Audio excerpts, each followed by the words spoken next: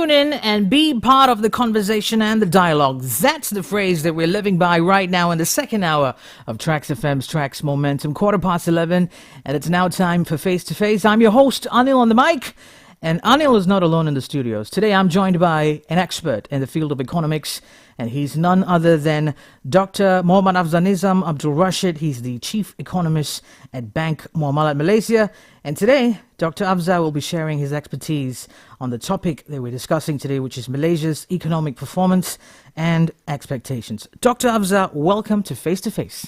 Thank you, Anil. Thank you for having me here. It's finally great to be face to face with you. Yeah. Because the last time we had a conversation over True. the phone, and today we are meeting face to face, looking very nice in black and white, in true economist fashion, I have to say. You fit the bill really well. Thank you. So today's conversation is going to be split into two parts. We'll take a look at retrospect and how the economy has been for this year and how you foresee the economy for 2024. So perhaps, Dr. Afza, we can start off with your description on Malaysia's economic performance for year 2023. Sure. Thank you, TRAXXfm, for having me here. I think, generally speaking, I think the Malaysian economy has been performing quite favorably. Mm-hmm. I mean, taking into considerations that, the interest rates has gone up quite a fair bit. Last year, the OPR was at 1.75%. And it went up to as high as 3% now. Right. And at the same time, we continue to grapple with the rising cost of living. And I think the external sector in terms of the financial market are still wobbly. But I think the country is still able to continue to grow positively. In the first 9 months, if you look at the gross domestic product, the country has been growing at a rate of 3.9%. Okay. I think that is quite decent considering that last year, I mean, in 2022, the economy was growing at a super fast rate, 8.7%. That's such a high base there. So this year, we are able still to grow at 3.9%. I think, in a nutshell, quite decent, I would say. Consider challenges, but of course, going forward, we are still hoping that things will pan out better for us, given all these measures being announced by the government. Yeah. Okay, and how do we fare in terms of economic performance when we're compared against our neighboring countries, especially in the ASEAN bloc, Dr. I think Malaysian economy, being small and also open to the external factor, we are not immune. Yeah, I think the latest number that we had in terms of the exports, the country recorded 5.9% contractions. And this is quite similar to other countries as well in this region, in Singapore, in Thailand, in Indonesia.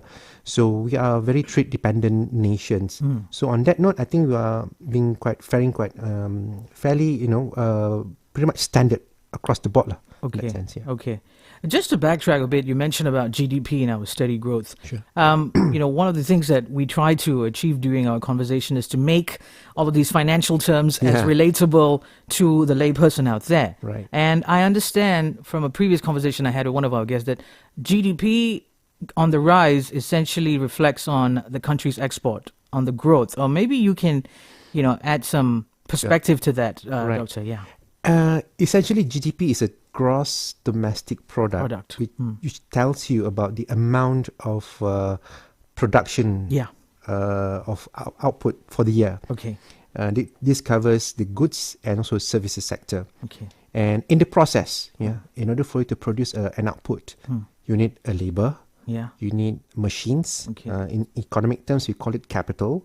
And the other will be technology. Okay. So combine these three factors, then we are able to have that GDP. Right. So whenever you see the economy continue to grow at a positive rates, and typically you would need labor. Because you need someone to do the job and produce now. So in that sense, it matters for as an economist or even policymakers to observe the GDP trend. So I think what it means is that how much we are able to produce for a given year. Right, our capacity to produce for a given year. Okay. And give us a perspective, Doctor, on the current global economic state right now. And which sector do you think is affected the most in this spectrum? Right. I think at the moment we are still worried about the impact from the sharp increase in the global interest rates in the US, in UK, in Europe, with the exceptions in Japan, where they continue to exercise a negative interest rates now. But beyond interest rates, we are also have to deal with these what the IMF call it the geo-economic fragmentations, because things are very in terms of trading nations now. Right. They are becoming more inward looking. They're becoming more protectionist in that nature. So this will have an impact in terms of how we do business going forward. And given the ongoing geopolitical tension between the US and China and other parts of the world, so that will be the key risk for global economy going forward. Okay. Now that we understood the current economic state in our country for 2023 and the global economic position that the world is in, let's jump in for a quick break. And when we come back, we will try to get your opinion on the economic trends that you foresee for 2024 here in Malaysia. Ladies and gentlemen, for those of you just tuned in, I'm today speaking to Dr. Muhammad Afzanizam Abdul Rashid.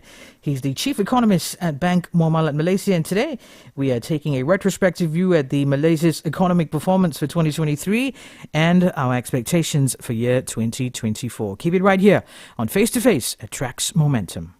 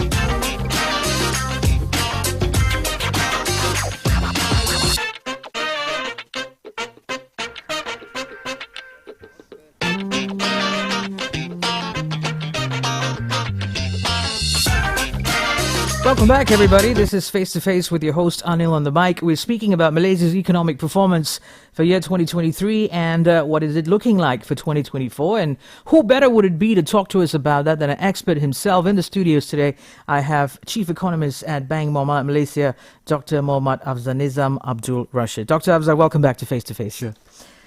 So, Doctor, in your opinion, which direction is the global economy going right now, and how do you think Malaysia will be affected by it? All right.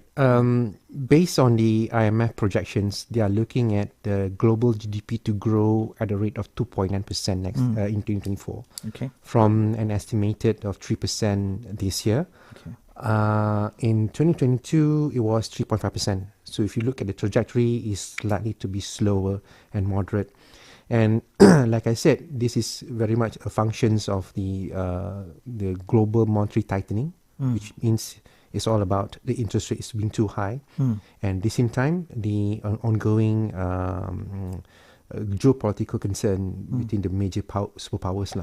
So those are the main criteria why they see the global economy is likely to be slower in 2024.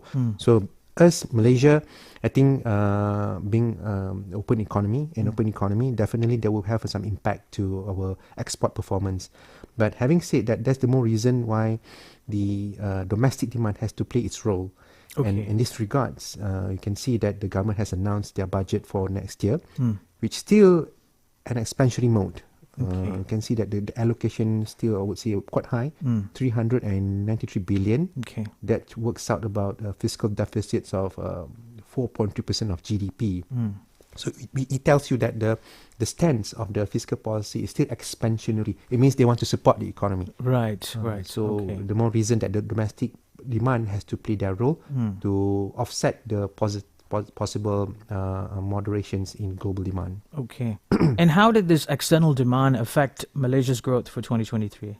As I said, in 2023, we were badly impacted by the weakening in global demand, and it's been reflected by the negative prints in our exports. Okay. But next year, most of the forecast is that they are looking at positive growth for export and imports.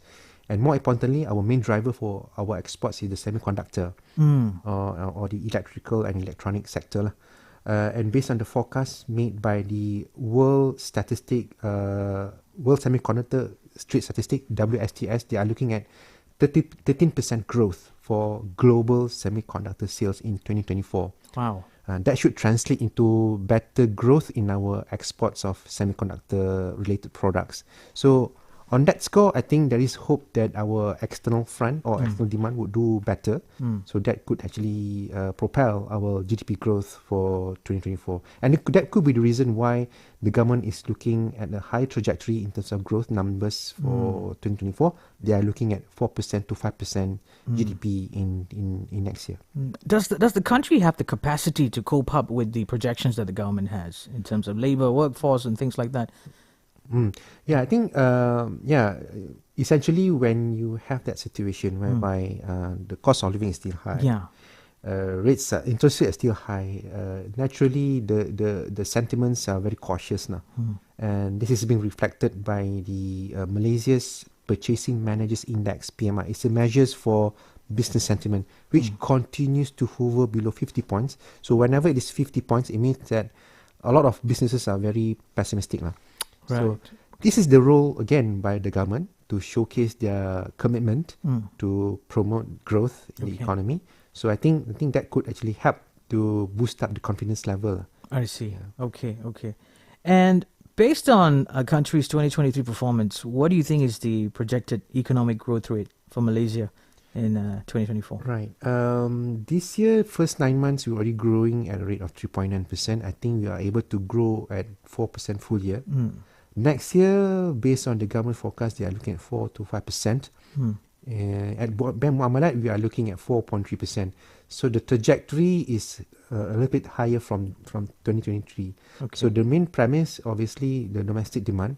And if you look at the government's efforts to ensure that the B40 will continue to spend, they have allocated quite a sizable allocations for the Sumbangan Tunai Rahmah from 8 billion to 10 billion. 10 billion. Yeah. So typically, the low-income group, they tend to have a high tendency to spend. And given that our consumptions accounts about more than 50% of our economy, that will be the main kicker for growth for 2024. And not to mention also, I think EPF also will soon introduce the flexible accounts withdrawal. If that happens, I think that could also help in terms of generating growth in the consumption space. Right. Now, Doctor, I want to steer the conversation over to something that we as Malaysians often hear, which is the word debt, national debt. Now, should this be a matter of concern when we hear the amount of debt in the country on the rise, or should it be something encouraging for all of us? Give us your perspective, your opinion on that, Doctor. Sure. I think we need to differentiate which debts, If it's government, yes, I mean, any debts we need to be mindful.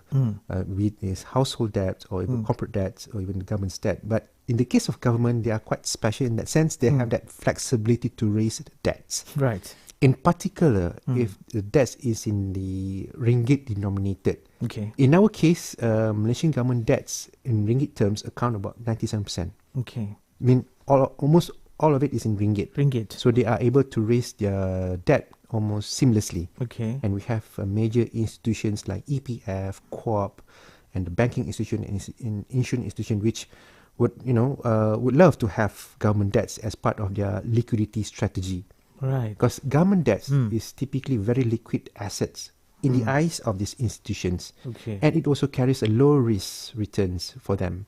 Right. So on that note, the government has the capacity, has that flexibility. It's just that they need to be mindful where are they going to spend with all these debts. Right. Okay. Now that's you need to be disciplined. Disciplined. They have to be disciplined with that debt. Okay. And what's the year-on-year growth rate of the Malaysian economy? And in your perspective, what are the factors that contribute to this? First, I think we are looking at the domestic demand, in particular the government spending. I think the government has allocated about 90 billion worth of development expenditure. So that would have a positive spillover effects to sectors like constructions, manufacturing, and also services to some degree. And also because we are expecting a stable environment in terms of labour markets, so we shall expect a steady growth in terms of the private consumptions or consumer spending. And also we shall expect some turnaround in terms of our exports for 2024. So those are the key premise for our economy to grow better next year compared to this year. Okay. Welcome back, everybody. I'm now speaking to Dr. Afzanizam Abdul Rashid on today's edition of Face to Face. He's the Chief Economist at Bank Muamalat Malaysia. And today, our topic of discussion is Malaysia's economic performance and expectations for 2024. We'll jump in for another quick break. And when we come back, the dialogue right here continues.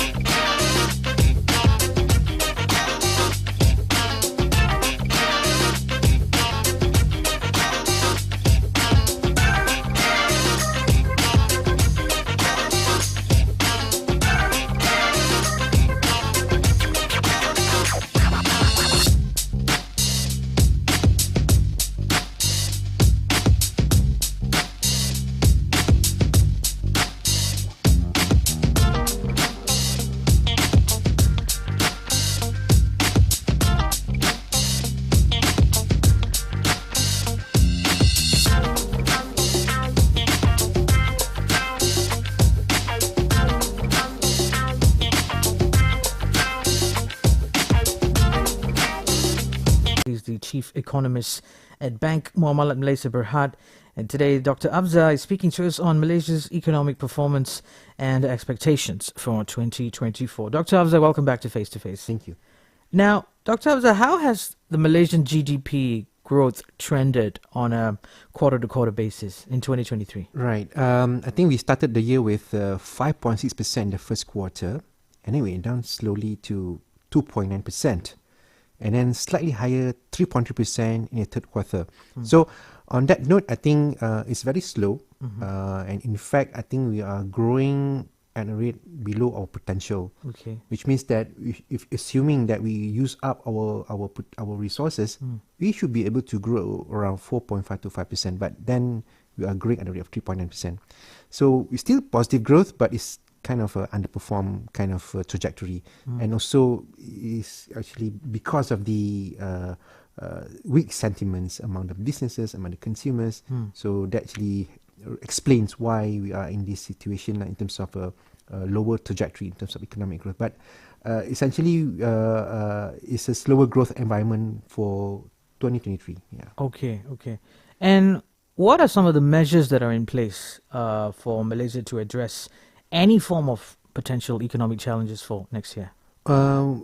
Immediately, I think the government is still looking at to maintain their subsidies for the nations, but they are likely to do some adjustments, which means that they want to make sure that whatever subsidy they give is going to be targeted. Only those who are qualified will be the recipient of that such assistance. And also there will be measures to control prices. And if you notice, I think recently the government has been able to nab this cartel with the poultry industry. I think that's a good news. Yeah. And I hope this will continue to happen, and we should be enjoying a better pricing power going forward. But beyond that, I think those are the very short-term measures. Okay. But for mid to long-term, that's why you've been hearing about this new energy transition roadmap. Yes, NETR, yeah. Right, and then we have this new industrial master plan. So these are the measures or policies that should navigate our economy or country towards a better level within mid to long term period, because we are looking at we are in a period of transitions. We want to, essentially we will phase out this fossil fuel based kind of energy, but going forward will be renewable based energy. So the transition needs some intervention by the government, needs to be being subsidized to some degree. So the plans are there. So I think the government is cognizant about those challenges. Okay.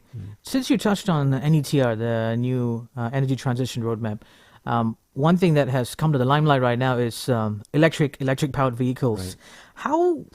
What do you think is Malaysia's adaptation rate when it comes to completely going electric? How far ahead are we? I think the trend is building up, and I like to think the possible move to reduce the fuel subsidies could also help to accelerate the transitions toward EV. Right.